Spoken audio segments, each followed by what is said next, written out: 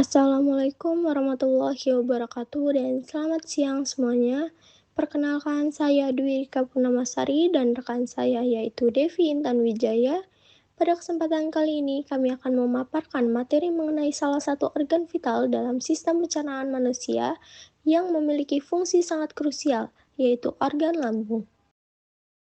Secara anatomis, lambung atau gaster adalah organ berotot yang berbentuk menyerupai huruf J atau kantung yang memiliki sifat sangat elastis. Letaknya berada secara spesifik di rongga perut bagian kiri atas, tepat di bawah otot diafragma yang memisahkan rongga dada dan perut. Karena sifatnya yang elastis ini, lambung memiliki kemampuan untuk mengembang. Pada orang dewasa, kapasitasnya bisa mencapai 1 hingga 2,5 liter saat penuh dan bisa menyusut kembali saat kosong.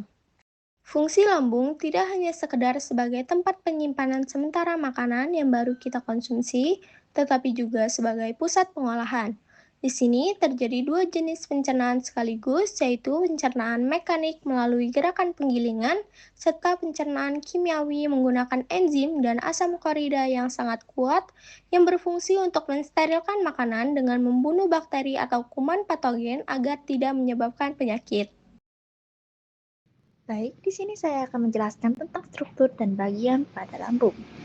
Yang membuat lambung sangat istimewa dan berbeda dari organ lain adalah struktur dindingnya. Dinding lambung tersusun dari 3 lapisan otot yang kuat. Ada otot yang memanjang, yaitu longitudinal, otot yang melingkar, yaitu sirkular, dan yang paling unik adalah otot yang berbentuk miring atau obliku. Otot obliku ini adalah ciri khas yang hanya dimiliki oleh lambung. Tidak ditemukan pada organ pencernaan lainnya. Keberadaan otot inilah yang memungkinkan lambung melakukan gerakan memutar dan meremas dengan tekanan yang sangat kuat, sehingga makanan yang bisa dihancurkan hingga menjadi partikel yang sangat halus seperti bubur. Di sini ada bagian-bagian pada lambung. Yang pertama yaitu kardia, pintu masuk dari kerongkongan. Dan yang kedua ada fundus, yaitu bagian atas atau yang mengembangnya. Dan yang ketiga ada korpus, yaitu bagian terbesar pada lambung. Dan yang terakhir ada pilorus, yaitu pintu keluar menuju usus halus. Nah, ini adalah bagian inti dari proses kerjanya. Setelah makanan masuk, otot-otot lambung akan terus berkontraksi, mengaduk dan mencampur makanan tersebut hingga berubah wujud menjadi cairan kental yang disebut kimus. Nah, ini adalah proses pencernaan mekanik. Secara bersamaan, kelenjar di dinding lambung akan mengeluarkan getah lambung.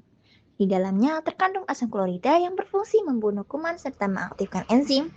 Ada enzim pepsin yang bekerja spesifik memecah molekul protein yang kompleks dari sumber seperti daging, telur, atau tahu menjadi bentuk yang lebih sederhana yaitu pepton. Selain itu, terdapat juga enzim renin yang tugasnya khusus mengumpulkan protein susu atau kasein agar nutrisinya lebih mudah diolah dan diserap oleh tubuh. Ini adalah yang disebut proses pencernaan kimiawi. Dapat kami simpulkan bahwa lambung memegang peranan yang sangat vital dan tidak bisa tergantikan. Di organ ini, makanan tidak hanya ditampung, tetapi benar-benar diolah secara menyeluruh, baik secara fisik maupun kimiawi, hingga menjadi cairan kimus. Proses ini bertujuan memecah nutrisi, membersihkan dari bakteri sebelum akhirnya hasil olahan tersebut disalurkan secara bertahap menuju usus halus untuk dilakukan penyerapan zat gizi lebih lanjut. Demikian pemaparan materi mengenai struktur dan fungsi organ lambung yang telah kami sampaikan. Semoga penjelasan ini dapat menambah wawasan dan pemahaman bagi kita semua mengenai cara kerja sistem pencernaan dalam tubuh. Kami mohon maaf apabila terdapat kekurangan dan kesalahan dalam penyampaian materi. Atas perhatian dan waktunya kami ucapkan terima kasih.